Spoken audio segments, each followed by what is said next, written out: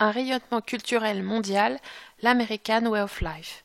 Ce mode de vie américain illustre bien le soft power, c'est-à-dire la capacité d'un État d'influencer sans avoir recours à des moyens contraignants. La diffusion de l'American Way of Life correspond à la période des Trente Glorieuses. L'accord Bloom-Burns de 1946 accorde à la France une aide financière.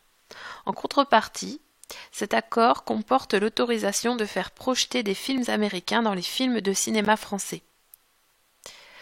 Ainsi, après les firmes transnationales américaines, l'exemple qui caractérise le mieux l'expansion mondiale de la culture américaine est bien le cinéma avec Hollywood.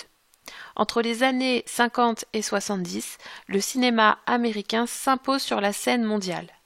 Avec lui, la culture américaine également, puisque dans les films, on peut voir comment se déroule la vie quotidienne aux États-Unis. D'autres produits de grande consommation se répandent alors en Europe, comme les chewing-gums, les cigarettes, le Coca-Cola. Tout cela diffuse une forme américaine de la culture de masse. La musique est aussi un moyen culturel d'entendre l'influence américaine.